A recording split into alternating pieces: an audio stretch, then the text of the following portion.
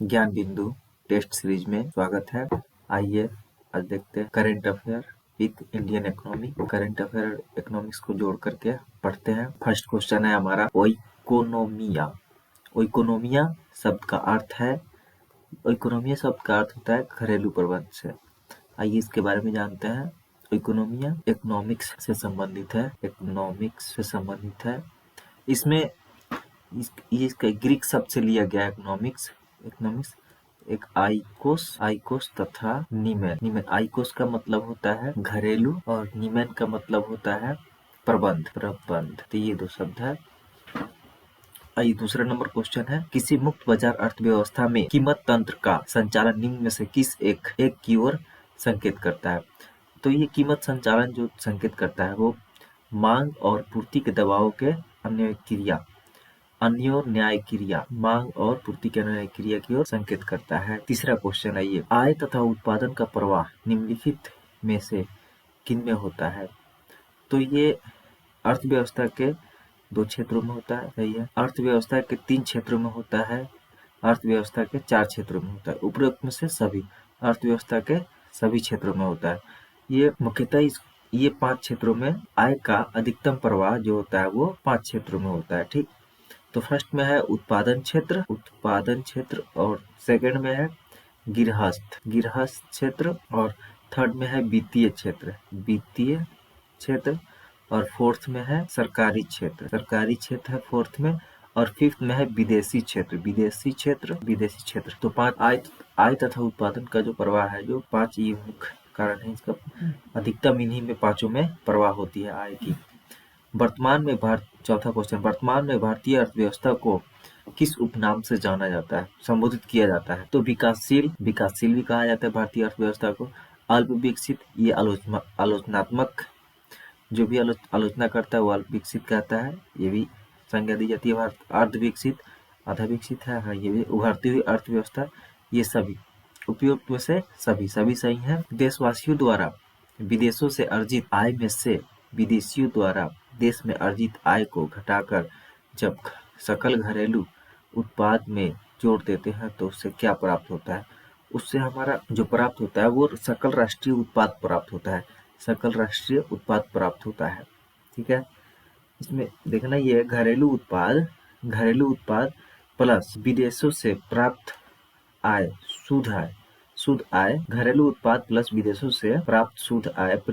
विदेशों से प्राप्त शुद्ध आय का मतलब है निर्यात माइनस आयात, इसका टू होता है राष्ट्रीय उत्पाद। ठीक है, आइए 6 नंबर क्वेश्चन पे आते हैं। वैश्विक भुखमरी सूचकांक के मापन से संबंधित निम्न कथनों पर विचार कीजिए। इस सूचकांक का मापन 0 से 100 के बीच करते हैं। हाँ बिल्कुल सही है, 0 से 100 के बीच करते हैं इसका मापन, ये सही है। और इस सूचकांक में 0 का अर्थ बहुत खराब और 100 का अर्थ अच्छी अवस्था मानी जाती है। नहीं, ये उल्टा है। 0 का अर्थ होता है जो कि अच्छा होता है और 100 नंबर का अर्थ है मतलब खराब, बहुत ही खराब। तो इस प्रकार मेरा कथन 1 सही हो जाएगा और 2 गलत हो जाएगा। वैश्विक भुखमरी जो है वे जारी कौन करता है? तो concern world wide and wealth hunger help, ये जारी करता है और ये 4 मानकों पे आधारित होता है। वैश्विक भुखमरी सूचकांक 4 मानकों पे आधारित होता है। अल्प पोषण, एक में होता है अल्प पोषण, 2 में बाल मृत्यु दर, और तीसरा में आयु के अनुपात में लंबाई, और चौथा में लंबाई के अनुपात में वजन। इन्हीं 4 कारणों पे वैश्विक भुखमरी सूचकांक की मापन की जाती है। आइए 7वां नंबर क्वेश्चन, 11वीं पंचवर्षीय योजना के दौरान भारत सरकार ने शिक्षा क्षेत्रों के लिए कौन सी विषय वस्तु थीम लॉन्च की थी? तो ये लॉन्च की थी भारत सरकार ने अनिवार्य प्रारंभिक शिक्षा लॉन्च की थी। और ये 11वीं पंचवर्षीय योजना कब से कब चली थी? तो ये 2007 से 12 तक चली थी। और इसमें मुख्य बात ये थी कि ये पहली बार इसमें समावेशी विकास का लक्ष्य रखा गया था। और दूसरी बात ये थी कि ऊर्जा संरक्षण तथा नवीकरणीय ऊर्जा का उपयोग पर बल दिया गया था। इस प्रकार हमारा सी आंसर हो जाएगा। 8वां क्वेश्चन, सहस्त्रबद्धी विकास का लक्ष्य उद्देश्य क्या था? सहस्त्रबद्धी विकास लक्ष्य का उद्देश्य था गरीबों का जीवन उद्धार। आइए 9 नंबर, वर्ल्ड बैंक ने कितने डॉलर प्रतिदिन से नीचे प्राप्त करने वाले लोगों को गरीबी रेखा से नीचे रखा है। तो ये $1.09। 10 नंबर क्वेश्चन, छिपी या अदृश्य बेरोजगारी का तात्पर्य है। छिपी या अदृश्य बेरोजगारी का तात्पर्य ये होता है कि जो कोई काम एक आदमी कर सकता है उसे 2-3 जन मिल के कर रहे हैं, उसी में लगे हुए हैं, उसी को छिपी हुई बेरोजगारी कहते हैं। जैसे किसी कार्य में जिसको कम व्यक्ति कर सकते हैं उसमें अधिक व्यक्ति लगे रहना, यही आपका सही हो जाएगा। 11 नंबर क्वेश्चन, PMFBY का पूर्ण रूप क्या है। तो प्रधानमंत्री फसल बीमा योजना है। प्रधानमंत्री फसल बीमा योजना है। प्रधानमंत्री फसल बीमा योजना बी आंसर हो जाएगा। इसमें है सबसे पहले राष्ट्रीय फसल बीमा योजना 1999 में शुरू हुई थी। सबसे पहले 1999 में फसल बीमा शुरू हुई थी। ये संशोधित राष्ट्रीय फसल बीमा 2010 में फिर संशोधित की गई। 2010 में संशोधित हुआ, 2010 में संशोधित किया गया और फिर उसके बाद ये 13 जनवरी 2016 को प्रधानमंत्री, ये 13 जनवरी 2016 को फिर से शुरू हुआ। भारत में निर्माण क्षेत्र को बढ़ावा देने के उद्देश्य से मेक इन इंडिया की शुरुआत कब की गई थी। तो ये मेक इन इंडिया 25 सितंबर 2014 को शुरू की गई थी। 13 नंबर क्वेश्चन, 2020 में होने वाले बैंकों का विलय निम्नलिखित में से किस बैंक की हिस्सेदारी नहीं थी।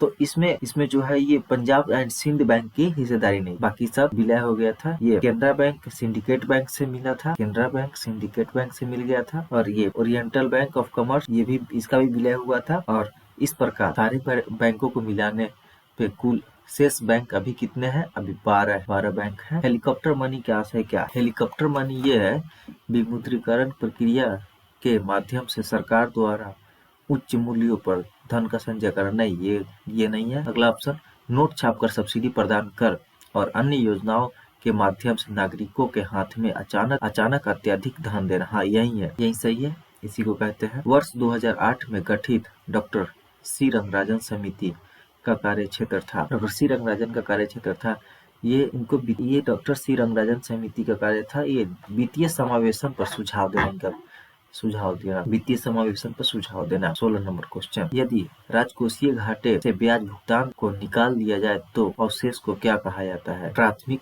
घाटा एक में है, बी में राजस्व घाटा, सी में मौद्रिक घाटा, 3 में बजटीय घाटा। तो इसका आंसर हो जाएगा हमारा प्राथमिक घाटा। प्राथमिक घाटा आंसर हो जाएगा। इसमें हमारा ये है, घाटा 3 प्रकार का होता है। बजट में घाटा 3 प्रकार का होता है। राजकोषीय घाटा जो सरकार के संपूर्ण बजट से संबंधित है, और राजस्व घाटा जो राजस्व बजट से है, और प्राथमिक घाटा तो आप पता ही है। आइए 17 नंबर क्वेश्चन, वस्तु एवं सेवा कर GST एक स्टॉक फोर्स द्वारा प्रस्तावित किया गया था जिसके अध्यक्ष कौन थे। इसके अध्यक्ष विजय केलकर थे। इसके अध्यक्ष विजय केलकर थे। इन परमानेंट अकाउंट नंबर को प्रारंभ में 5 अंग्रेजी वर्णमाला के अक्षर होते हैं, जैसे AFGPK में इसमें पी का अक्षर दर्शाता है। तो व्यक्ति पी का मतलब पर्सनल होता है। भारत के विदेश व्यापार नीति अर्थात आयात निर्यात संबंधित कार्य किस मंत्रालय द्वारा संबंधित है। तो भारत का आयात निर्यात जो होता है वो वाणिज्य एवं उद्योग मंत्रालय द्वारा होता है। अर्थव्यवस्था में मुद्रा की मात्रा कम कर मुद्रास्फीति रोकने के उपाय मौद्रिक उपाय कहलाते हैं। ये मौद्रिक उपाय जो होता है ये RBI द्वारा जारी किया जाता है, ठीक है। और राजकोषीय उपाय जो होता है ये सरकार के गवर्नमेंट के बजट द्वारा, ठीक है, सरकार के बजट द्वारा जारी होता है। 21 नंबर क्वेश्चन है ये, निम्नलिखित में से कौन सा कथन सही है। तो इसमें कथन सही है, जैसे कि BST आर्थिक समस्या का प्रत्येक अर्थव्यवस्था में नहीं होता है, ये गलत है। BST अर्थव्यवस्था के अंतर्गत बृहद समूह का अध्ययन किया जाता है। नहीं, इसमें बृहद समूह का नहीं, इसमें माइक्रो इकोनॉमिक की अध्ययन की जाती है। सी में राष्ट्रीय आय लेखांकन BST अर्थशास्त्र की विषय वस्तु है। हाँ, ये BST की नहीं, ये समष्टि की है। दुर्लभता और चयन का संबंध अटूट होता है। हाँ, ये सही है, दुर्लभता और चयन का संबंध अटूट होता है। 22 नंबर क्वेश्चन देखते हैं, निम्नलिखित में कौन एक अर्थव्यवस्था केंद्रीय समस्या नहीं है। तो अर्थव्यवस्था का कौन सा केंद्रीय समस्या नहीं है। किन वस्तुओं का उत्पादन किया जाए और कितना किया जाए, ये भी समस्या। उत्पादन किसके लिए किया जाए, ये भी एक समस्या है। साधनों का पूर्ण रोजगार कैसे हो, ये भी समस्या है। गरीबी और बेरोजगारी ये अर्थव्यवस्था की केंद्रीय समस्या नहीं है। गरीबी और बेरोजगारी ये केंद्रीय अर्थव्यवस्था की केंद्रीय समस्या नहीं है। यही सही हो जाएगा। 23, जब किसी वस्तु के उपभोग में निरंतर वृद्धि होती है तो अतिरिक्त इकाइयों से प्राप्त उपयोगिता गिरती है। अतिरिक्त इकाइयों से प्राप्त उपयोगिता गिरती है। जब निरंतर मतलब लगातार एक ही चीज का यूज करते हैं तो लोग उससे भागने लगते। इसलिए मांग वक्र का ढलान कैसे होता है, मांग वक्र ढलान कैसे होता है, तो मांग वक्र में ये होता है ना, जैसे कि हम एक्स एक्सिस पर क्या रखते हैं, क्वांटिटी रखते हैं और वाई एक्सिस पर प्राइस रखते हैं। तो जैसे ही प्राइस कम होती है तो मांग हमारा बढ़ता है, और जैसे जैसे प्राइस बढ़ती है मांग घटते चला जाता है। जैसे प्राइस बढ़ रही है तो मांग घट रहा है। तो ये मांग वक्र ढलान जैसे कैसे है, ये ऐसे। तो ये बाएं से दाएं तरफ नीचे की ओर, बाएं से दाएं नीचे की ओर, ये सही हो जाए। मांग वक्र ढलान कैसा होता है, तो बाएं दाएं नीचे की ओर, इसका ए आंसर हो जाएगा। जिन वस्तुओं की हमें आदत पड़ जाती है उनकी मांग लोच कैसी होती है, बेलोचदार होती है। जिन वस्तुओं की आदत पड़ जाती है हमको तो वो बेलोचदार हो जाता है मांग उसकी। जैसे कि अगर हमको किसी चीज की आदत पड़ गई है तो वो कितना महंगा पड़ता है कितना सस्ता है उससे कोई फर्क नहीं पड़ता, वो चाहिए तो चाहिए। केंद्र ने किस राज्य में कालसा बंदूरी परियोजना को मंजूरी दी है, ये कर्नाटक राज्य में दी है, कर्नाटक राज्य में दी है। और ये भी बता दें कर्नाटक के महादाई नदी पर भारत की पहली अंडर वाटर मेट्रो सेवा किस शहर में दिसंबर 2023 तक पूरी होने की उम्मीद है, ये कोलकाता शहर में होने वाली है। कोलकाता शहर। 29वां 108वीं भारतीय विज्ञान कांग्रेस किस शहर में आयोजित किया 28 नवंबर जनवरी 2023 में लूला डा सिल्वा ने किस देश के राष्ट्रपति के रूप में शपथ ली, तो ये ब्राजील राष्ट्रपति के रूप में शपथ ली है। 108वीं भारतीय कांग्रेस किस शहर में आयोजित किया जाएगा, नागपुर में आयोजित किया गया। आइए 30 नंबर क्वेश्चन देखते हैं। कौन सा देश हाइड्रोजन संचालित शहरी ट्रेनों को लॉन्च करने वाला एशिया का पहला और दुनिया का दूसरा, तो एशिया का पहला चीन हो जाएगा, चीन द्वारा किया गया। और पहला जो जारी किया था दुनिया का पहला जो है वो जर्मनी द्वारा चला है, जर्मनी द्वारा। अब क्वेश्चन नंबर 31 है, हिमाचल विधानसभा का अगला अध्यक्ष कौन बनने के लिए तैयार है, तो हिमाचल विधानसभा का अगला अध्यक्ष जो है वो कुलदीप सिंह पठानिया बनने के लिए तैयार है। कुलदीप सिंह पठानिया बनने के लिए तैयार है। निम्नलिखित में से किसने राष्ट्रीय टीम के लिए चुने जाने वाले खिलाड़ियों के लिए योयो टेस्ट अनिवार्य कर दिया है, तो ये बीसीसीआई ने किया है। योयो टेस्ट ये एक फिटनेस टेस्ट है। योयो टेस्ट एक फिटनेस टेस्ट है। फिटनेस। इमोइनो दिवस इनमें से किस राज्य में मनाया जाता है, इमोइनो दिवस जो है मणिपुर में मनाया जाता है, किस राज्य। आइए 34 नंबर क्वेश्चन है, किस राज्य ने भारत की पहली महिला मुस्लिम शिक्षिका फातिमा शेख पर एक पाठ की शुरुआत की है, तो ये आंध्र प्रदेश राज्य ने शुरुआत की है।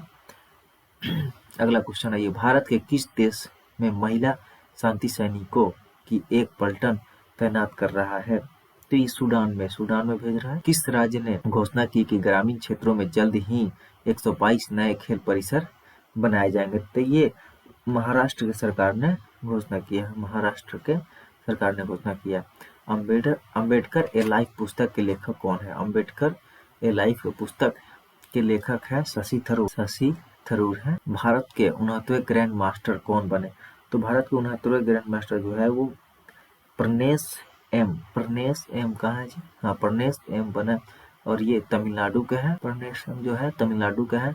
ओडिशा के मुख्यमंत्री नवीन पटनायक ने किस शहर में अत्याधुनिक हॉकी स्टेडियम का उद्घाटन किया, तो राउरकेला में अत्याधुनिक हॉकी स्टेडियम का उद्घाटन राउरकेला में हुआ। जनवरी 2023 में किस राज्य के विभिन्न हिस्सों में जाति सर्वेक्षण शुरू किया है, तो ये अपना बिहारी हो सकता है, ज्यादा जातिवाद यहीं पे है। जनवरी 2023 में अमेरिकी प्रतिनिधि सभा के अध्यक्ष के रूप में किसे चुना गया, तो अमेरिकी प्रतिनिधि सभा के अध्यक्ष के रूप में ये केविन मैकार्थी को चुना गया। केविन मैकार्थी को चुना गया। ये 42 नंबर क्वेश्चन देखते हैं। कोविड-19 के खिलाफ लड़ाई में योगदान के लिए पतंगराव कदम पुरस्कार किसे मिला? तो ये आधार पूनावाला को मिला। आधार पूनावाला को मिला। ये सीरम इंस्टीट्यूट ऑफ इंडिया का सीईओ है और इसका ये सीरम इंस्टीट्यूट का जो है स्थापना हुआ था 1966 में, ठीक है। और 43 नंबर क्वेश्चन, पुरुषों का हॉकी विश्व कप का कौन सा संस्करण 23 से 29 जनवरी 2023 तक उड़ीसा में आयोजित किया जाएगा? तो ये 15वां संस्करण है जो कि उड़ीसा में आयोजित किया जाएगा। हाल ही में किस भारतीय संस्था ने कृत्रिम हृदय तैयार करने में सफलता हासिल की है? तो ये आईआईटी कानपुर ने BBC sports personality of the year का खिताब किसने जीता? तो ये बेथ मीड ने जीता है। टाइम पत्रिका के पर्सन ऑफ द ईयर 2022 किसे चुना गया? तो ये टाइम पत्रिका के पर्सन ऑफ द ईयर किसे चुना गया? ये व्लादिमीर जेलेंस्की को चुना गया। ये क्या यूक्रेन के राष्ट्रपति हैं? वर्ष 2022 के लिए राष्ट्रीय खेल पुरस्कारों में कितने खिलाड़ियों को अर्जुन पुरस्कार से सम्मानित किया गया? 25 खिलाड़ियों को अर्जुन पुरस्कार से सम्मानित किया गया। अंतर्राष्ट्रीय छात्र दिवस 48 अंतर्राष्ट्रीय छात्र दिवस प्रतिवर्ष कब मनाया जाता है? 17 नवंबर को मनाया जाता है। दुनिया के किस प्रथम देश की सरकार ने युवाओं के धूम्रपान करने पर आजीवन प्रतिबंध लगा दिया है? तो ये न्यूजीलैंड की सरकार ने नई चेतना अभियान किस केंद्रीय मंत्रालय द्वारा शुरू किया गया है? तो ये ग्रामीण विकास मंत्रालय द्वारा शुरू किया गया। इस प्रकार 25 करेंट और 25 इकोनॉमिक्स का सवाल कंप्लीट हुआ। अगर वीडियो अच्छा लगे तो चैनल को लाइक सब्सक्राइब करें। थैंक यू, धन्यवाद। जय हिंद, जय भारत।